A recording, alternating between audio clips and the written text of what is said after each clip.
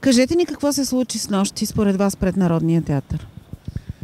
След тази безсънна нощ, която имахме с нощи всички, аз лично съм ужасен и съм много тревожен за това, което става. Не мога да повярвам, че това се случва в съвременна България. Хора, оставете ни на мира.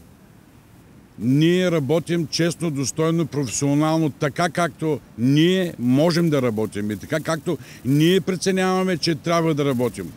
Няма начин някой да ни казва какво трябва да правим, какви пиеси да правим, кои пиеси трябва да се гледат и кои не трябва да се гледат.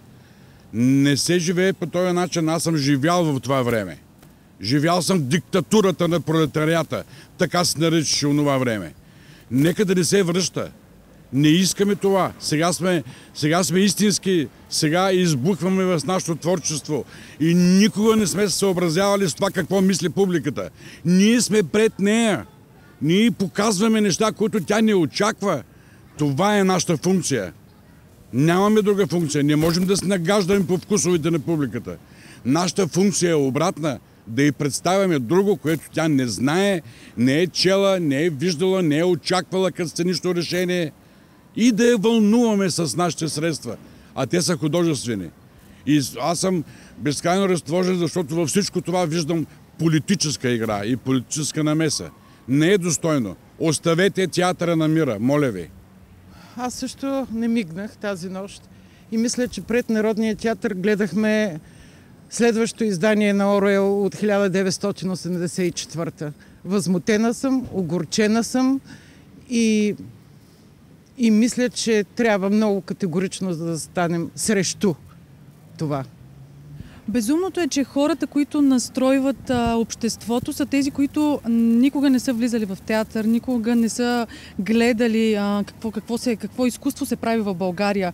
И не само, че не ни подкрепят, не ни оценят, ами те вече оглозват кокъла. Те вече ни захапват до кокъл. Просто да ни оставят на мира. Ние никога не сме били инструмент на политиката и никога няма да бъдем. Така че нека да не ни използват в своите политически игри и подготовки за следващи избори. Естествено, заставаме зад позицията, зад колегите си от Народния театър. Да, подкрепяме това, че те успяха въпреки всичко да покажат своя труд. Вече кой как ще го оценява, това е личен избор, без да има правото да го налага на някой друг, как да реагира. Но начинът, по който ние можем да се противопоставим, защото аз не знам друг инструмент, с който можем да се противопоставим на такава цензура, е да продължаваме да правим това, което ние можем и сме добри и отдадени с работа и любов в театъра. Ще продължим.